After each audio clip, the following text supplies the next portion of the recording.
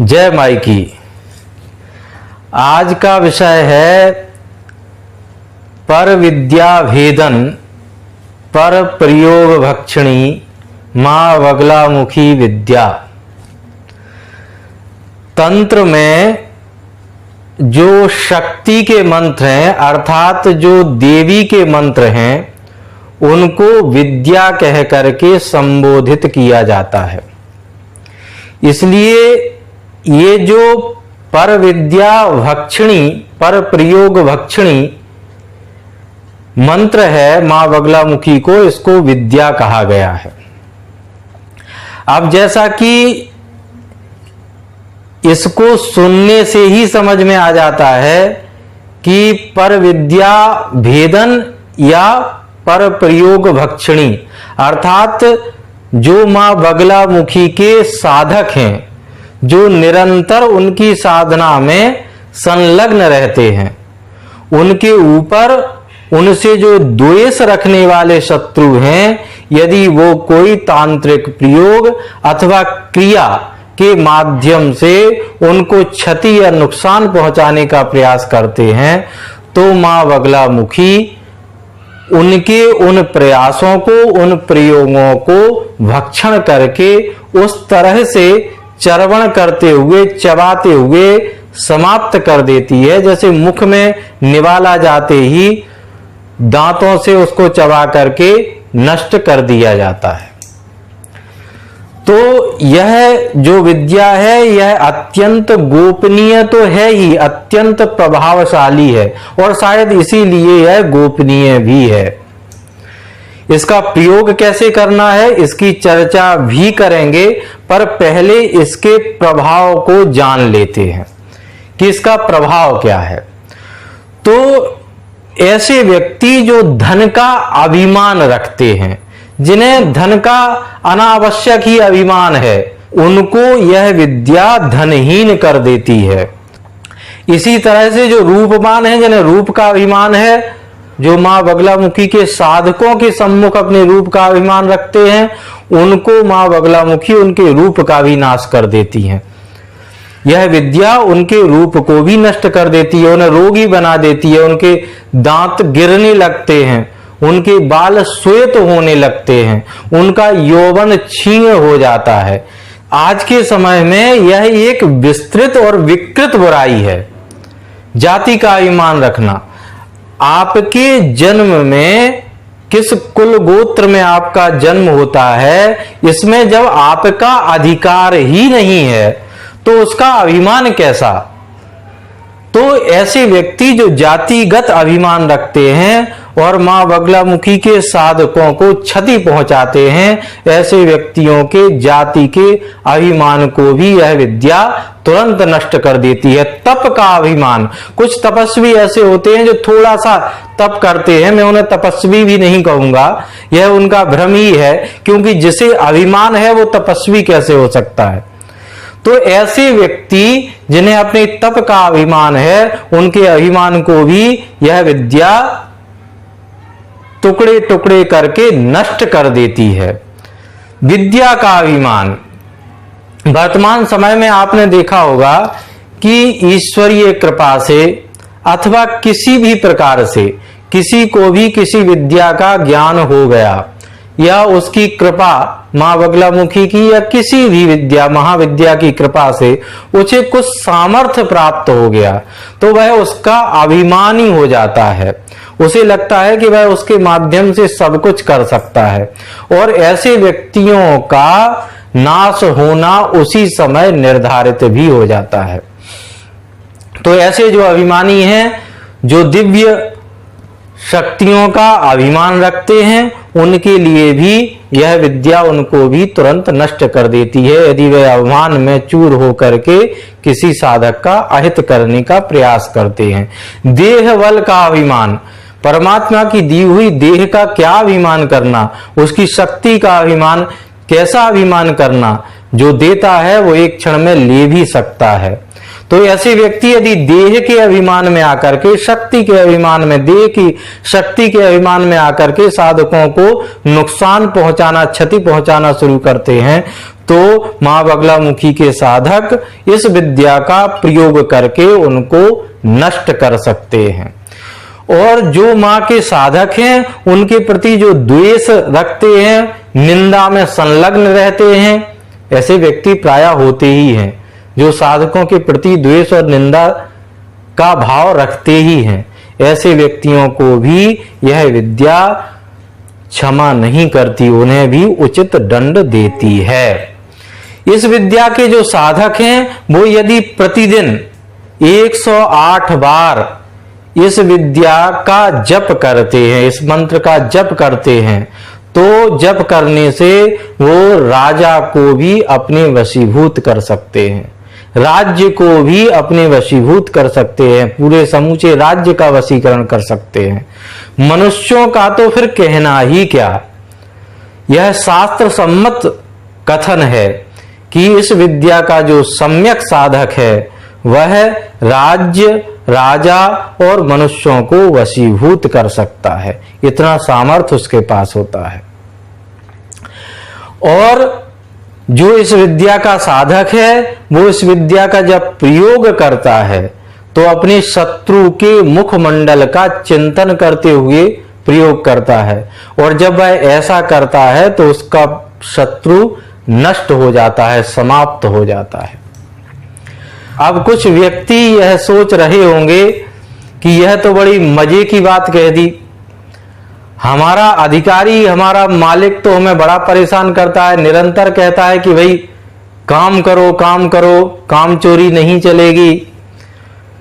और कुछ लोगों को लगता है कि हमने तो कभी काम किया ही नहीं है, हमारा तो बाप भी काम करो कहते हुए मर गया और हमने तब काम नहीं किया, पत्नी भी चल बसी तब भी हमने कोई काम नहीं किया, अब थोड़ा बहुत जो काम हमें करना पड़ रहा है, बच्चे व्याकुल होते हैं, उनके लिए कुछ करने की आवश्यकता है तो थोड़ा बहुत ऑफिस चले जाते हैं, ऊपर से अधिकारी भी कहता है कि बराबर काम करो, तो ये तो बड़े मजे की विद्या हमें प्राप्त हो गई, अभी बस इसको करने के लिए बैठते हैं और तुरंत अधिकारी को अपने वशीभूत कर लेते हैं।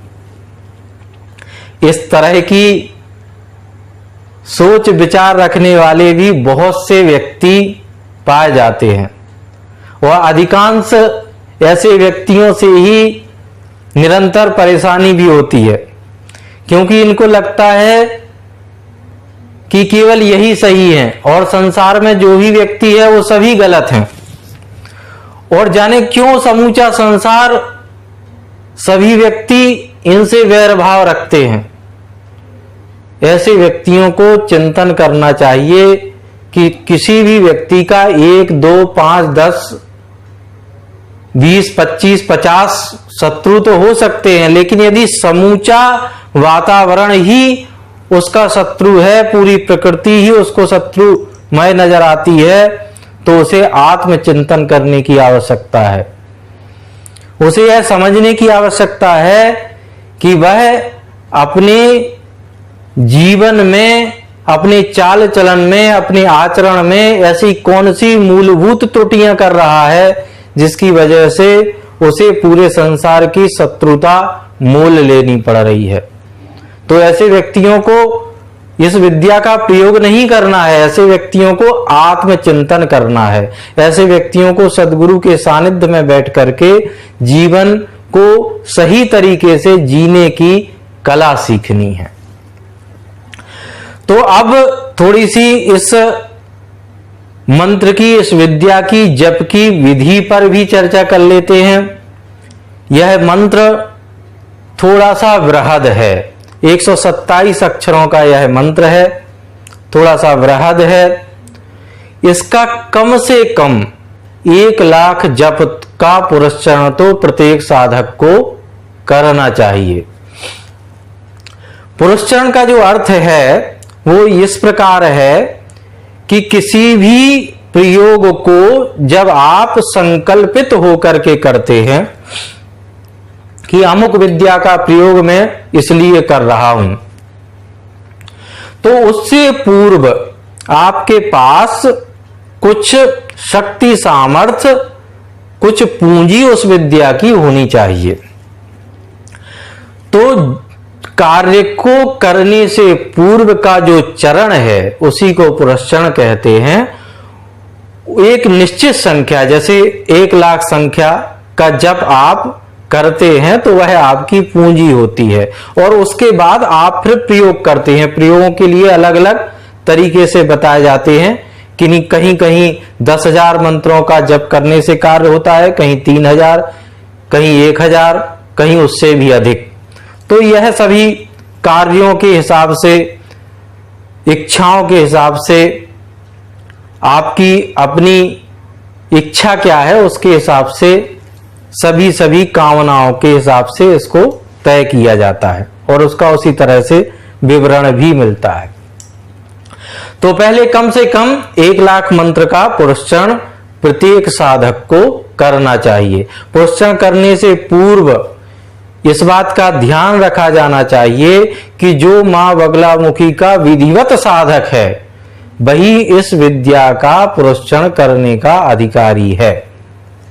अर्थात पहले से जिसने गुरु के सानिध्य में, गुरु के चरणों में बैठ करके विधिवत मां बगलामुखी के क्रमशः मंत्रों के जप पुरस्चरण किए हुए हैं, सभी मंत्रों का जिसे ज्ञान है, सभी मंत्रों के जिसने पुरस्चरण किए हुए हैं, जो विधिवत साधक है वही इस मंत्र का विधिवत पुरस्चरण करने का अधिकारी भी है। उसको विनियोग, न्यास, ध्यान पूर्वक मंत्र का पुरस्चरण करना चाहिए और मंत्र का पुरस्चरण करने के उपरांत दशांश हवन भी करना चाहिए। हवन का जो विधान है वो बताया गया है कि आपको जिन वस्तुओं से हवन करना है वो वस्तुएं हैं मधु अर्थात शहद, गौघृत गाय का घी, आंवला खंड आंवले के टुकड़े और छाग मासेन। सांकेतिक रूप से एक मास विशेष का वर्णन किया गया है। कुछ बातों को सांकेतिक रूप से ही रखना चाहिए, क्योंकि वर्तमान समय में मैं ऐसा देख रहा हूं कि पशु बलि निरर्थक रूप से साधक करते हैं, जिसका कोई भी प्रभाव न तो उनकी साधना में आता है और ना ही उन्हें उसका कोई भी लाभ प्राप्त हो रहा है, क्योंकि वे बलि के विज्ञान को समझते ही नहीं हैं। तो बलि के इस विज्ञान की चर्चा फिर कभी करेंगे। अभी हम फिर से विषय पर पुनः वापस आ जाते हैं। तो इन वस्तुओं से विधिपूर्वक दशांश हवन करना चाहिए और फिर आरूढ़ से हवन की संख्या का दशांश तर्पण भी करना चाहिए और फिर तर्पण की संख्या का दशांश मार्जन और उसके बाद फिर ब्राह्मण भोजन इत्यादि का क्रम आता है। और अंत में योगिनी और वीर पूजा भी गुरु के निर्देशन में करने का विधान बताया गया है। यह विद्या सर्व मंत्रमयी है। यह जो पर विद्या भेदन पर प्रयोग भक्षणी मां बगलामुखी की विद्या है, ये सर्व मंत्रमयी है।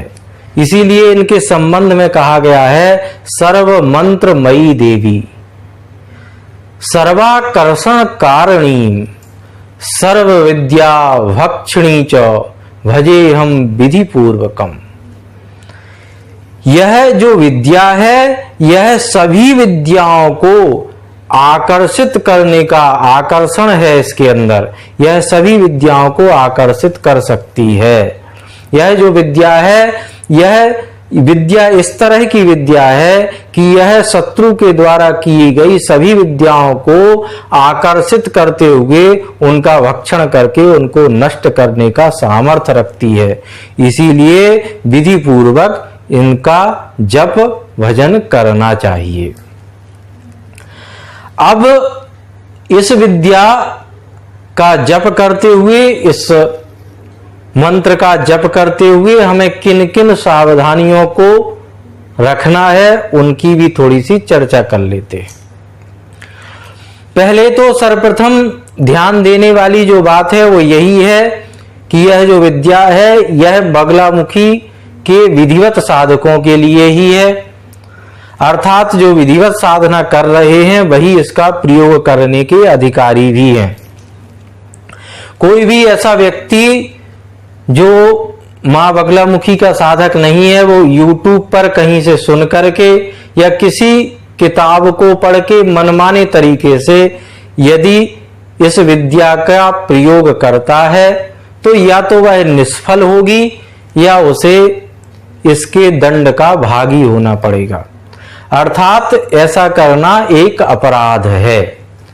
अब जब मैं इस तरह की बातें बोलता हूं तो कुछ अजीब से भक्त, मैं उन्हें भक्त भी कैसे कहूं, वो कहना आरंभ कर देते हैं कि हम तो श्रद्धा और भक्ति रखते हैं और श्रद्धा और भक्ति के आगे तो सब कुछ क्षमा किया जा सकता है। मैं उनसे यही कहना चाहता हूं कि श्रद्धा और भक्ति के भी कुछ अपने नियम हैं, वो भी अपने नियम शास्त्रों में वर्णित हैं, बताए गए हैं। आप तलवार को उठा करके ऐसे ही मनमाने तरीके से घुमाना आरंभ करेंगे और कहेंगे कि हम तो श्रद्धा और भक्ति से घुमा रहे हैं, तो संभावना इस बात की नहीं है कि गलत घुमाने से आपके अंग का छेदन नहीं होगा। आप भले ही कोई भी भाव रखें, तलवार यदि आपके अंग का स्पर्श करती है तो छेदन भी करेगी। इसलिए हमें यह ध्यान रखना चाहिए कि जो भी नियम ग्रंथों में, तंत्र के ग्रंथों में, शास्त्रों में बताए गए हैं उनका ही अनुपालन करना चाहिए। और यदि आप ऐसा नहीं करते तो यह एक तरह की उच्छृंखलता है, एक अपराध है जिसका आपको प्रायश्चित करना होता है और इसका कभी कभी दंड का भागी भी होना पड़ता है। और अंत में जो आपको सावधानी रखनी है वो यह रखनी है कि यह विद्या निरपराधी जो है उसके रक्षण के लिए है। मां बगलामुखी ऐसे भक्तों के ऊपर ही कृपा करती है जो निरपराधी है, जिसका कोई अपराध नहीं है, तब भी उसे कोई क्षति पहुंचाने का प्रयास कर रहा है, कष्ट पहुंचाने का प्रयास कर रहा है, तब भी उसके प्रति कोई द्वेष रख रहा है, उसकी निरंतर निंदा में संलग्न है, उसके कार्यों को बिगाड़ने का प्रयास कर रहा है, उसकी सामाजिक छवि को धूमिल करने का प्रयास कर रहा है। ऐसे निरपराधी व्यक्तियों के लिए ही इस विद्या का प्रयोग बताया गया है। अर्थात माई की कृपा ऐसे ही साधक के ऊपर हो सकती है जो निरपराधी है, सज्जन है, शास्त्र संगत नियम पूर्वक आचरण करता है, ऐसे ही व्यक्ति के ऊपर माई की कृपा हो सकती है। तो इन सभी नियमों का ध्यान रखते हुए इस विद्या को गुरुमुख से प्राप्त करते हुए विधिवत इसका प्रयोग करें। मां बगलामुखी आपका कल्याण करे, इसी भावना के साथ जय माई की।